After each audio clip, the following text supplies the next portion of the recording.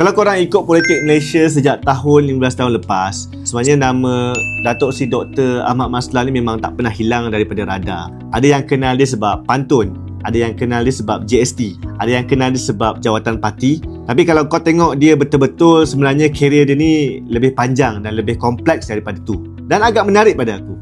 Datuk Seri Dr. Ahmad Maslan ni mula jadi Ahli Parlimen Pontian pada tahun 2008 dan sehingga ke hari ini beliau masih lagi memegang kerusi tersebut. Itu sendiri dah menunjukkan bahawa satu perkara yang sangat konsisten di kawasan. Pontian ni bukanlah kawasan bandar mega, tapi dia kekal relevan di peringkat nasional sambil mengekalkan kerusi tersebut.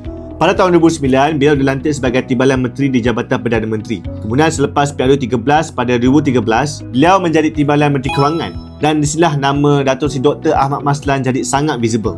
Era 2013 sampai ke 2015 adalah tempoh pelaksanaan GST ataupun Goods and Services Tax di Malaysia. Sebagai Timbalan Menteri Kewangan pada ketika itu, Datuk Seri Dr. Ahmad Maslan adalah antara individu yang paling kerap tampil menjelaskan dasar tersebut. Beliau bukanlah pembuat polisi utama, tapi beliau adalah jurucakap yang paling aktif mempertahankan dan menerangkan GST kepada rakyat. Banyak keterangan beliau ni dilakukan oleh mainstream media pada ketika itu, termasuklah usaha untuk menjelaskan bagaimana GST sepatutnya memperluaskan asas cukai dan menstrukturkan sistem pencukaian negara. Sama ada orang setuju ataupun tidak dengan GST ni, hakikatnya beliau berada di barisan hadapan komunikasi ekonomi ketika itu. Dan pada tahun 2015, beliau berpindah portfolio dan dilantik sebagai Timbalan Menteri Perdagangan Antarabangsa dan Industri ataupun MITI. MITI ni bukanlah kementerian yang kecil, ia melibatkan pelaburan asing, perdagangan antarabangsa dan hubungan ekonomi luar negara. Tempoh ini memperlihatkan beliau terlibat dalam isu perdagangan dan pelaburan, bukan lagi semata-mata tentang fiskal domestik. Pada Mac tahun 2020, Datuk Seri Dr. Ahmad Maslan dilantik sebagai Setiausaha Agung UMNO. Jawatan ini bukan jawatan simbolik. Setiausaha Agung UMNO adalah antara posisi yang paling penting dalam struktur parti untuk menguruskan pentadbiran parti, surat menyurat rasmi, penyelarasan organisasi dan hal-hal dalaman.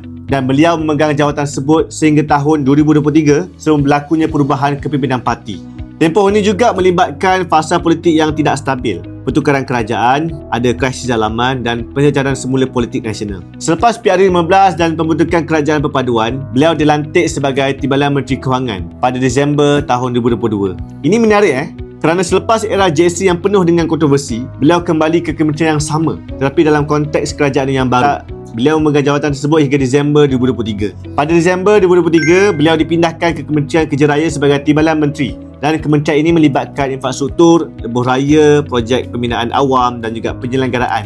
Ia berbeza daripada ekonomi dan perdagangan tapi tetap berada dalam kelompok kementerian strategik.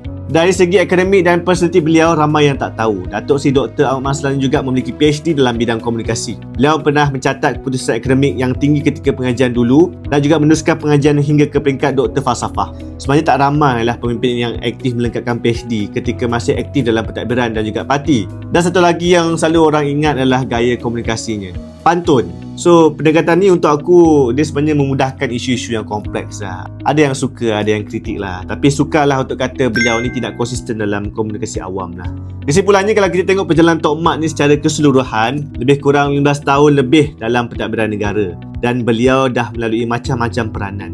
Dari Ahli Parlimen Pontian sejak tahun 2008, kemudian masuk ke kerajaan sebagai Timbalan Menteri di Jabatan Perdana Menteri dan lepas tu sambung pula di Kementerian Kewangan. Zaman ekonomi negara tengah banyak ada perubahan dan kemudian berpindah ke Kementerian Perdagangan Antarabangsa dan juga Industri ataupun MITI yang banyak berkait dengan pelaburan dan perdagangan negara. Dan dalam parti juga beliau pernah memegang jawatan penting sebagai Setiausaha Agung UMNO dan selepas PRU15 beliau kembali dalam pentadbiran kerajaan sebagai Timbalan Menteri Kewangan 1 sebelum dipindahkan ke Kementerian Kerja Raya sebagai Timbalan Menteri. Dan dalam masa yang sama, beliau juga berjaya menamatkan PhD dalam bidang komunikasi di Universiti Utara Malaysia pada tahun 2025. Kalau kita susun semua ni, kita akan dapat satu perkara yang konsisten lah. Dari satu jawatan ke satu jawatan, daripada parti ke pentadbiran kerajaan, Tok Mat kekal aktif menjalankan tanggungjawab yang diberi. Sama ada orang kenal dia kerana pantun ataupun kerana peranan beliau dalam menguruskan dasar-dasar ekonomi negara, hakikatnya perjalanan politik beliau menunjukkan satu perkara. Politik bukan sekadar bercakap, tapi siapa yang banyak berkhidmat dan ada kerjaya yang panjang dalam banyak peranan untuk servis rakyat.